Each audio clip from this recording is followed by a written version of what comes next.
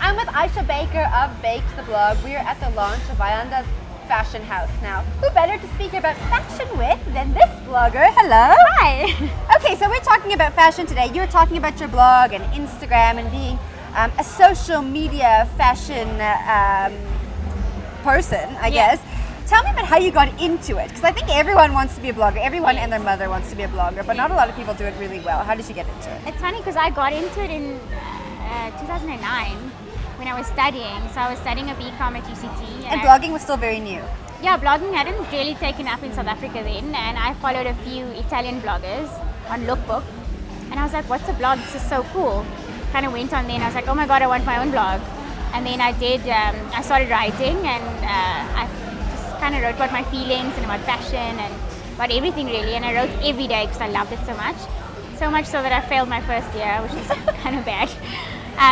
But then so then I finished my degree in marketing just because I had to, and then immediately after that I worked for a year and a half, and then I just decided to go full on into blogging as a business, and now I've monetized my blog, and with social media it's created an extra layer to that multimedia approach that we're going for, and I think it's really picked up in South Africa, and I think people kind of see the fantasy behind it, so that's why everyone wants to do it, but it is a really fun job.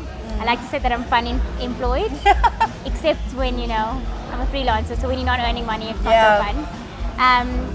But yeah, it's pretty cool, so I started back then and it just kind of picked up from there. Was your first blog on Blogspot? Yes.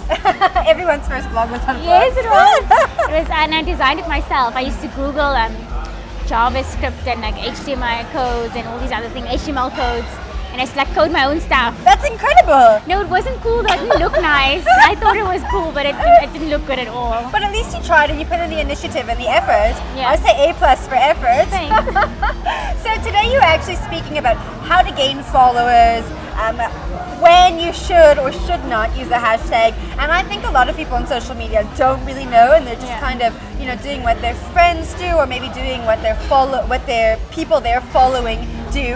What are some rules you have in place when it comes to social media? For me, because it's work, I don't hashtag at all. I use emojis.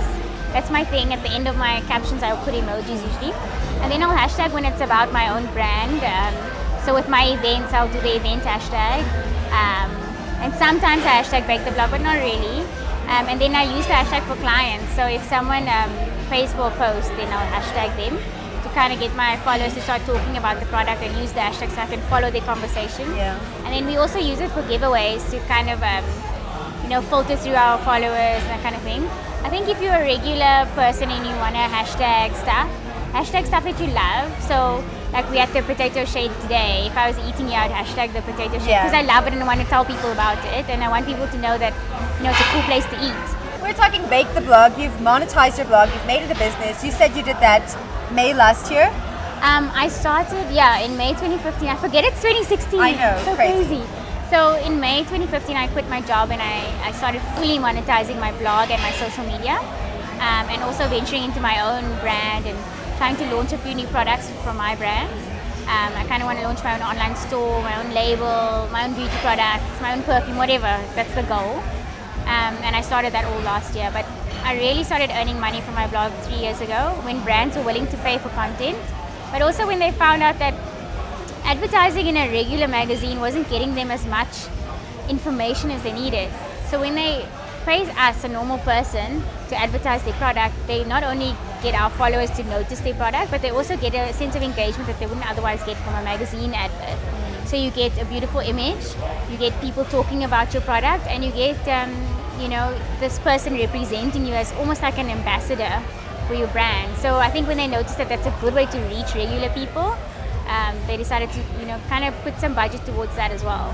Okay, tell me, what are your top trends for 2016? I don't really like following trends. I'm not a good trend follower. Yeah. But my favorite things for the current season are probably like off-the-shoulder tops like I'm wearing now. This is actually a top by Brett Robson. She's also a fashion blogger. So that's another way you can make money, is use your blog as a billboard for your other stuff. So she's got the clothing line. And then also we talk about trends. Riff denims, my whole outfit. Tell me, how can we find you online? You can find me on Instagram at Bake the Blog, or Twitter as well at Bake the Blog. I've got a Facebook page, You can just search me Bake the Blog, and then on my website www.baketheblog.com.